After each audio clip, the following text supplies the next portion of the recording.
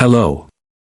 Today General Hospital will reveal Willow was no longer the woman Port Charles once knew, or at least, not the version the town had come to revere, the kind, selfless mother who had risked everything, even death itself, to return to her children. Once celebrated as a symbol of resilience and unconditional love, she had become a shadow of that woman, consumed by grief, suffocated by loss, and slowly unraveling in the silence of her broken heart.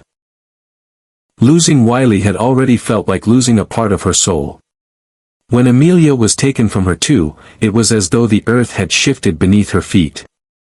But nothing compared to the crushing devastation that came when Michael, the man she had loved, trusted, and stood beside through every storm, abandoned her and built a new life with Sasha.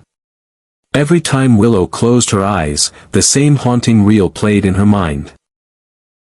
Michael's arms wrapped protectively around Sasha from behind, their heads leaning close together as they gazed down at the sleeping form of their newborn daughter, Daisy, nestled in a blanket of innocence. It wasn't just a picture of a family, it was a vivid, merciless reminder that she had been erased. In her darkest moments, Willow believed she had never truly mattered to Michael at all. As if her love had been disposable, her role in their family temporary, and her motherhood something that could be legally revoked and emotionally overwritten by a woman she now saw as the enemy. The rage crept in like a slow-moving poison. It didn't explode, it festered, burrowing into her thoughts and tainting every interaction, every memory, until it grew into something unrecognizable, a cold, calculating hatred. Willow began to see Sasha not as a person, but as a parasite, a manipulator who had expertly woven her tragedy into a narrative that made her a sympathetic figure in Michael's eyes. The miscarriage, the addiction, the redemption arc, all of it, Willow believed, was a carefully constructed facade. In her mind, Sasha had infiltrated Michael's heart by pretending to be fragile, broken, and in need of saving. But beneath it all, Willow was convinced that Sasha was a predator, cloaked in virtue and feeding off the wreckage of her life. She was certain Sasha had helped orchestrate the legal onslaught that stripped her of custody. Who else had the motivation? Who else had the proximity to Michael, the emotional sway, the perfect positioning to quietly provide evidence, leak details, and whisper strategies that painted Willow as unstable, unfit, and dangerous? What Willow didn't know, what she couldn't begin to imagine, was that the true architect of her downfall was not Sasha at all, but Sidwell, a cunning and manipulative force working behind the scenes. Sidwell had no emotional stake in the situation. His goal was control, and his strategy involved isolating Michael from everyone who once challenged his autonomy, especially Willow. To Sidwell, Willow was a threat to be neutralized, an inconvenient emotional tie to Michael's past that complicated his plans. He orchestrated the custody battle through shell tactics, quiet intimidation, and legal manipulation. But to Willow, Sasha remained the visible enemy, the face of her ruin. The more she spiraled, the more she fed into that narrative, unable to see the truth through the smoke of her own devastation. She needed Sasha to suffer.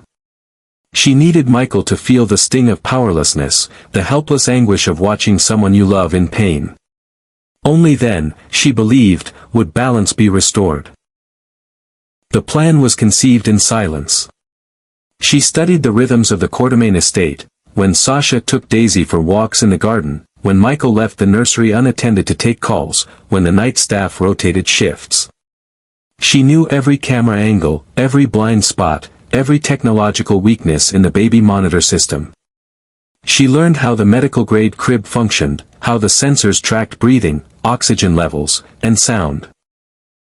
She even watched archived interviews of Nellie, absorbing the way her sister had once tormented Carly with subliminal attacks, using sound triggers and environmental manipulation to induce panic and instability. Then came the night. Rain fell in thick sheets, masking the sound of her car tires on the gravel driveway. She wore all black, a hood pulled tightly over her head, gloves snug against her skin. Her hands didn't tremble as she slipped through the side gate and entered the house through the servants' corridor. It was muscle memory now, this was not her first time inside this house. She moved like a ghost, avoiding detection, her breathing steady and silent. Inside Daisy's room, the air was warm and heavy. The infant slept soundly, her chest rising and falling in perfect rhythm. Willow stood over her for a moment, and something flickered in her eyes. Not regret, not mercy, but the painful tenderness of a mother who remembered what it was like to be needed. She hesitated just long enough for her own heart to question her motives, then bent down and adjusted the temperature settings on the environmental unit. Just a few degrees cooler, not enough to alarm the sensors, but enough to stress a newborn's fragile system. She inserted a small, modified audio device beneath the edge of the crib, programmed to emit ultrasonic pulses once activated remotely. It was a replica of what Nellie once used, a psychological weapon disguised as a harmless piece of plastic. Then she disappeared. No one saw her leave. No alarms were triggered. No cries were heard until hours later, when Daisy began to wail uncontrollably, her limbs trembling, her tiny chest heaving in desperation. By the time Michael and Sasha arrived, the baby had collapsed into unconsciousness. Paramedics stabilized her, but the damage was done. The doctors couldn't immediately explain what had happened, and all that remained were fragments, an irregularity in the room's temperature history, a brief power surge, and a strange static signal captured on the monitor logs. Suspicion turned to panic. When the security footage was reviewed, the grainy silhouette of a woman in a hooded raincoat was visible near the east wing door. Her height and build matched Willow's. An anonymous tip confirmed that Willow had left the mental health facility the night of the incident without logging her return. But when questioned, Willow claimed to remember nothing. She was confused, disoriented, and emotionally flat. A psychological evaluation was ordered, and the results were staggering. Dissociative identity disorder, more specifically, a secondary persona modeled after her long-dead sister, Nellie. This alter ego, born of trauma, grief, and deep-rooted identity disintegration, had taken control that night. The attack on Daisy was not an act of vengeance by Willow, but by the Nellie inside her, a personality that saw Sasha and Michael as symbols of betrayal and injustice, and Daisy as the price of their supposed happiness. The legal system deemed her unfit for trial. She was committed to a psychiatric facility for intensive treatment and surveillance. Michael was stunned. Sasha was inconsolable. Their child had almost died, and the person responsible, or at least the vessel, was someone they once trusted, someone who had once kissed Wiley goodnight and held Amelia close to her heart. But they weren't satisfied with institutional justice. The trauma ignited something in them. Michael, once so morally anchored, began to question whether the law could ever truly deliver what was deserved. Sasha, for all her forgiveness and grace, could no longer shield her heart from the thirst for retribution. Together, they started digging. And what they found led to Sidwell, his money trails, his influence over the custody case, his silent erasure of Willow's credibility. He hadn't just manipulated the courts. He had created the environment for Willow's mental collapse, exploited her vulnerabilities, and left her to take the fall. Now, with Daisy recovering, and the world starting to piece itself back together, a new fire burns in their eyes. They want more than justice. They want truth. They want accountability. They want Sidwell exposed. And as they prepare to take him down, piece by piece, one truth remains undeniable. Port Charles has not seen the last of the darkness that was born inside Willow. Whether she will ever return to the woman she once was remains unknown. But the shadow of Nellie now has a voice, a form, and a purpose. And that shadow is waiting, just beneath the surface, for its next moment to rise. Fortunately, Daisy survived. Her fragile body, though rattled by trauma, responded to emergency care in time. The doctors managed to stabilize her vitals, and while the immediate crisis had passed, the questions began to mount in its wake. No one could explain why the nursery's environmental controls had malfunctioned, why Daisy's vitals had dropped so rapidly, or why there had been a brief signal disruption in the surveillance feed. But as the Quartermain household descended into confusion, sorrow, and fear, the answers began to reveal themselves.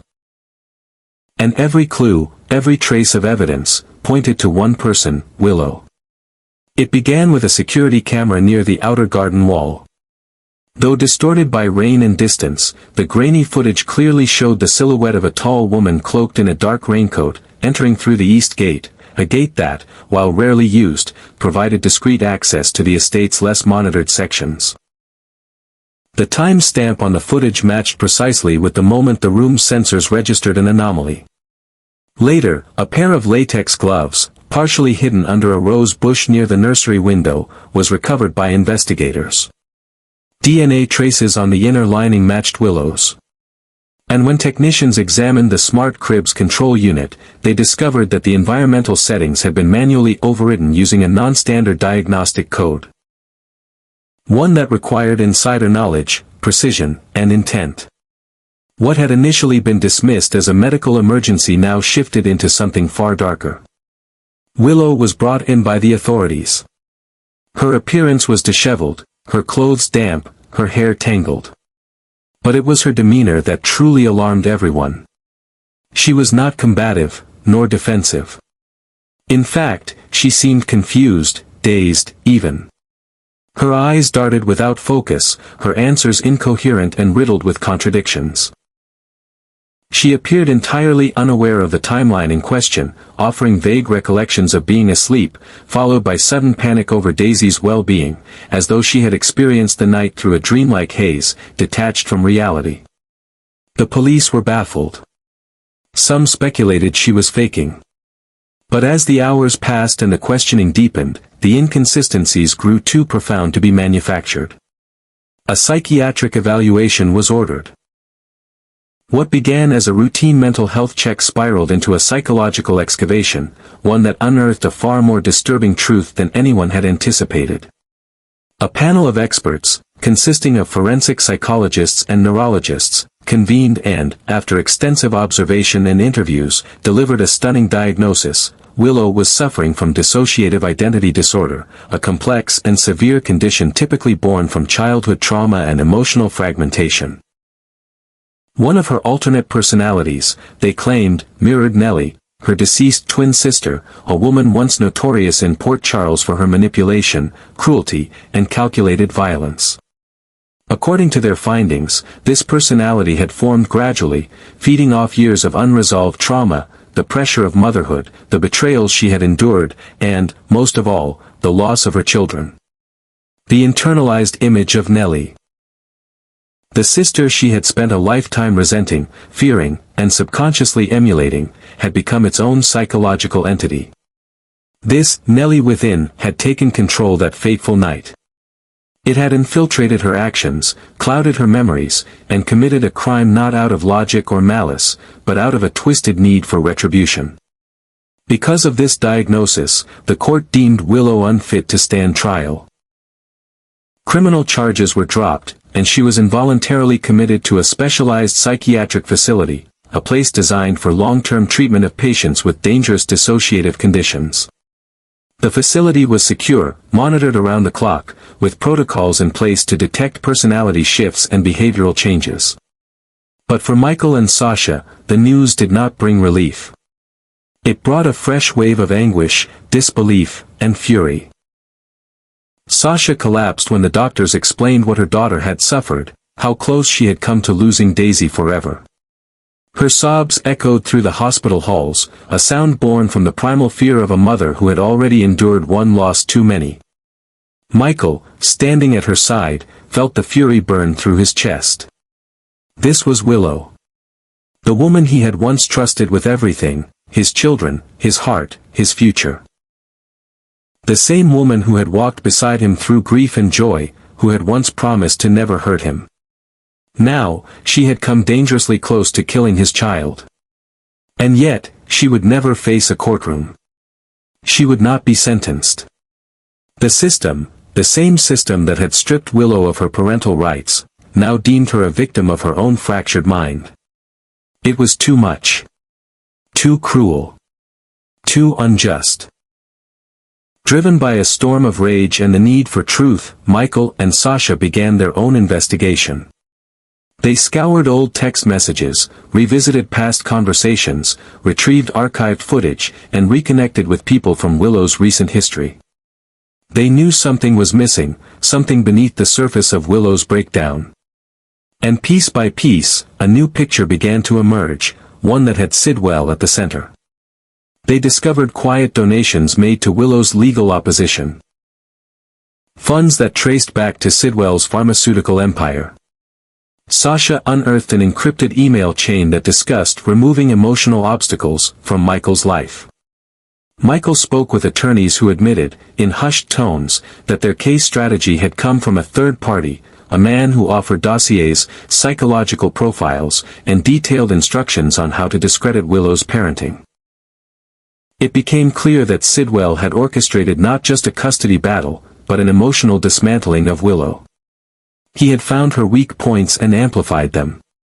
He had whispered lies into Michael's ear, poisoned Willow's perception of Sasha, and carefully cultivated an environment where Willow's psyche, already brittle, would crack wide open.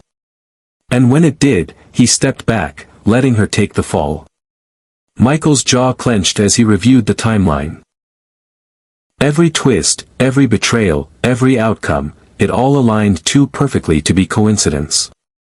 Sasha, still shaken from Daisy's brush with death, looked at the man she once believed was just a corporate adversary and now saw a monster. They knew what had to be done. Sidwell had to be exposed. Not just for what he did to Willow, but for what he nearly cost them all, a child's life, a mother's sanity, and a family's future. As they began building a case, gathering allies, and preparing to strike back, one truth haunted them both: the war wasn't over. Sidwell was clever. Ruthless. He would fight back. And while Willow sat alone in a padded room, her eyes blank, her mind adrift between selves, a new threat continued to brew. Because Nellie was not gone. She was watching. Waiting. Evolving. And the next time she took control, Port Charles might not be as lucky. Michael knew that if there was any hope of understanding the full scope of the conspiracy that had upended his life and nearly cost his daughter her life, he would have to begin at the source, the legal proceedings. Leveraging his position at ELQ and his access to internal financial analysts, Michael began tracing payment histories and back-channel transfers linked to the custody trial. What he found was deeply unsettling. Multiple anonymous contributions had been funneled into the legal defense that opposed Willow, and each of those funds could be traced back to shell companies with obscure ownership structures. These entities, when examined more closely, were connected to Sidwell's network of shadow corporations, cleverly disguised through layers of offshore accounts and philanthropic facades. It was clear that the trial had not been a fair fight. It had been engineered. Designed to crush Willow, and by extension, destroy Michael's emotional and familial foundation. While Michael took the financial route, Sasha went underground, targeting the so-called health initiatives that Sidwell had sponsored throughout Port Charles. These organizations were marketed as public service foundations, offering mental health support, family counseling, and child welfare outreach. But when Sasha, using an alias and a new identity, embedded herself into the ranks of one such non-profit, she discovered a hidden agenda. These programs were nothing more than sophisticated data mining operations, collecting sensitive psychological profiles, family histories, and legal vulnerabilities. She uncovered confidential records that had been accessed and transferred to unknown locations. Some of which included files on Willow's psychological evaluations, sealed court testimony, and even Daisy's medical history. Sasha realized that Sidwell had created an intelligence web, not just to dismantle Michael and Willow's lives, but to gain leverage over anyone in Port Charles with emotional, financial, or legal instability. As the pieces began falling into place, Michael and Sasha stood together at the edge of a horrifying truth: this had never just been about a custody battle. It had been about control, the slow, methodical annihilation of their autonomy. Sidwell hadn't simply wanted to remove Willow from Michael's life. He had sought to destabilize Michael's mind, corrode his trust, isolate him from allies, and make him dependent on a system secretly controlled by Sidwell himself. With this realization came clarity: there could be no peace until Sidwell was exposed. But taking down a man so deeply entrenched in the legal and media systems of Port Charles would not be easy. He had judges in his pocket, editors at his beck and call, and a loyal circle of enforcers who handled the dirty work. Michael and Sasha had no choice but to become warriors, not just for Daisy's safety, but for their own survival, and for every soul in Port Charles who had unknowingly become entangled in Sidwell's web.